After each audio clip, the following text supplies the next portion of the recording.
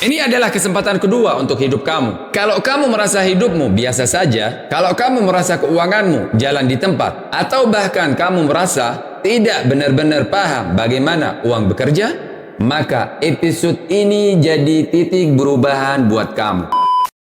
Hari ini kita akan membahas sebuah buku yang bukan sekedar tentang uang, tapi tentang cara berpikir, tentang sistem, dan tentang masa depan kita semua. Buku ini berjudul Kesempatan Kedua, karya Robert Kiyosaki. Sebelum kita lanjut, perkenalan saya Nizar dari channel Tukita. Selamat datang di Nizariat.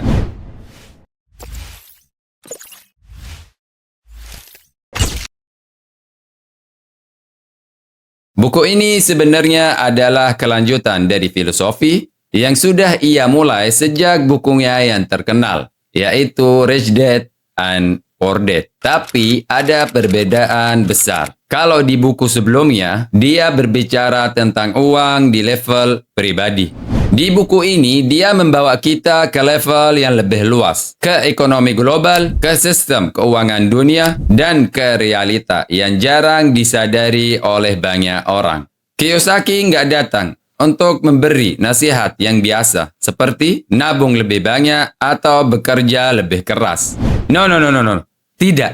Dia datang untuk mengguncang cara berpikirmu. Dia ingin membangunkanmu dari apa yang dia sebut sebagai ilusi keuangan. Ilusi yang dijalani oleh mayoritas manusia tanpa sadar. Ide utama yang dia tekankan sangat jelas. Dunia ini sudah melewati banyak krisis keuangan besar. Dan krisis-krisis itu bukan kejadian biasa, tapi tanda peringatan. Tanda bahwa ada sesuatu yang salah dengan sistem keuangan itu sendiri. Dan menurutnya, apa yang terjadi di tahun 2008 bukan akhir dari masalah. Justru itu adalah awal. Awal dari perubahan yang jauh lebih besar. Disinilah muncul konsep penting dalam buku ini, yaitu kesempatan kedua. Ini bukan sekedar kata motivasi. Ini adalah peringatan sekaligus peluang. Kiyosaki mengatakan bahwa manusia terbagi menjadi dua jenis. Jenis pertama, orang yang melihat krisis, lalu mengabaikannya dan tetap hidup dengan cara berpikir yang sama. Dan jenis kedua, orang yang melihat krisis, lalu belajar darinya dan membangun ulang kehidupannya. Kesempatan kedua berarti kamu masih punya waktu. Masih punya kesempatan untuk perbaiki arah hidupmu. Tapi dengan satu syarat penting. Kamu harus mengubah cara berpikirmu, bukan cuma tindakanmu. Sekarang kita masuk ke bagian yang lebih dalam. Bagaimana sebenarnya sistem keuangan itu bekerja menurut Robert Kiyosaki? Dia pengkritik sistem keuangan modern dengan sangat tajam. Dia mengatakan bahwa sistem ini dibangun di atas tiga hal.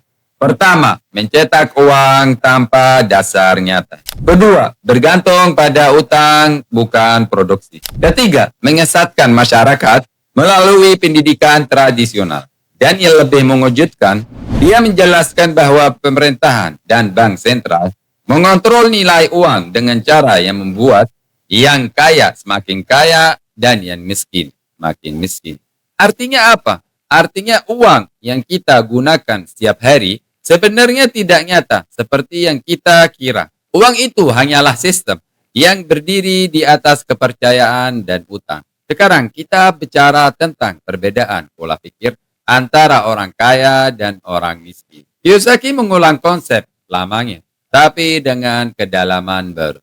Orang miskin bekerja untuk uang, kelas menengah hidup dari gaji dan hutang. Orang kaya membuat uang kerja untuk mereka. Tapi ada tambahan penting di sini. Orang kaya memahami permainan keuangan. Sementara orang lain hanya hidup di dalamnya tanpa sadar. Dan disinilah masalah besar muncul. Kita tidak pernah diajarkan tentang uang. Di sekolah kita tidak diajarkan bagaimana kita mengelola uang, bagaimana berinvestasi, bagaimana memahami pajak, atau bagaimana memahami utang. Akibatnya, kita tumbuh menjadi orang yang siap kerja, bukan siap membangun kekayaan. Dan sekarang, Kiyosaki memulai mengajak kita untuk jujur pada diri sendiri. Dia tidak memberi jawaban, dia justru memberi pertanyaan. Apakah saya kerja untuk uang atau uang kerja untuk saya? Apakah saya benar-benar paham sistem keuangan? Apakah saya siap mengubah keyakinan lama saya? Karena satu hal yang penting, perubahan sejati tidak mulai dari luar, tapi dari dalam. Dan disinilah perjalanan sebenarnya dimulai. Di bagian selanjutnya, kita akan masuk lebih dalam. Membahas 3 krisis besar menurut Kiyosaki. Membentuk dunia keuangan yang kita hidup di dalamnya hari ini. Jangan kemana-mana, sekarang kita sampai di bagian terakhir. Robert Kiyosaki memberikan pandangan yang kuat, tapi bukan berarti tanpa kritik. Pertanyaan pertama, apakah Kiyosaki berlebihan? Dia memang dikenal dengan pandangannya yang cukup pesimis. Dia sering memperingatkan tentang krisis besar yang akan datang. Sebagian orang, khususnya para ekonom, melihat ini sebagai sesuatu yang berlebihan. Karena ekonomi dunia sebenarnya punya kemampuan untuk beradaptasi. Tidak semua utang berarti kehancuran. Dan pasar selalu bergerak dalam siklus, bukan hanya menuju kejatuhan. Tapi di sisi lain, peringatan seperti ini justru membuat kita lebih waspada. Dan itu sendiri adalah nilai besar. Kritik kedua tentang generalisasi. Tidak semua orang bisa menerapkan apa yang dia katakan dengan mudah. Setiap orang punya kondisi yang berbeda. Setiap negara punya situasi ekonomi yang berbeda. Dan setiap risiko tidak cocok untuk semua orang.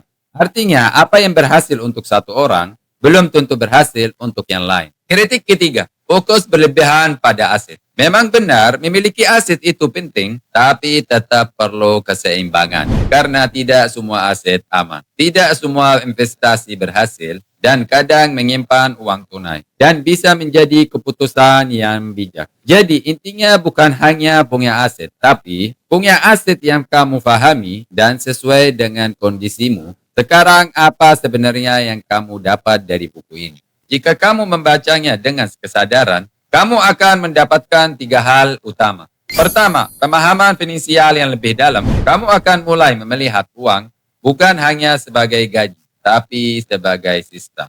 Kedua, perubahan cara berpikir. Kamu akan mulai pertanyakan banyak hal yang sebelumnya kamu anggap biasa. Ketiga, dorongan untuk berkembang. Bahkan jika kamu tidak setuju dengan semuanya, buku ini akan mendorongmu untuk memperbaiki kondisi finansialmu. Tapi bagaimana cara mengambil manfaat tanpa berlebihan? Jawabannya sederhana. Ambil prinsipnya, jangan mentah-mentah detailnya. Sesuaikan dengan realitamu, bukan realita orang lain. Jangan terbawa ketakutan dan jangan tergoda janji cepat kaya. Pada akhirnya, buku ini bukan hanya tentang uang, tapi tentang cara berpikir, cara melihat dunia, dan cara mengambil kendali atas masa depan. Pesan paling dalam dari buku ini bisa diringkas dengan 1 kalimat, yaitu kesempatan kedua. Bukan sesuatu yang datang dari luar, tapi keputusan dari dalam. Untuk memahami, untuk berubah, dan untuk bertindak dengan kesadaran. Buku ini diterbitkan pada tahun 2015, dan termasuk karya Kiyosaki yang lebih matang. Sementara buku pertamanya Rich Dad Poor Dad diterbitkan pada tahun 1997,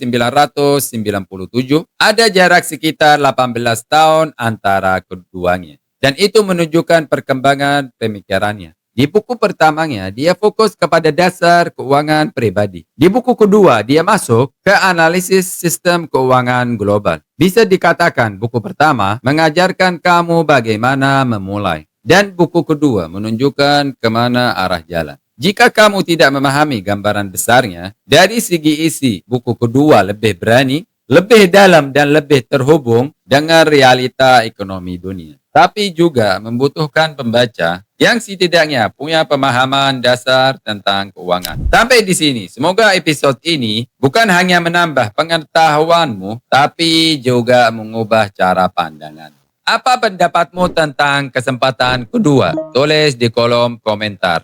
Dan jangan lupa like, share, subscribe. Saya Nizar. Sampai jumpa lagi.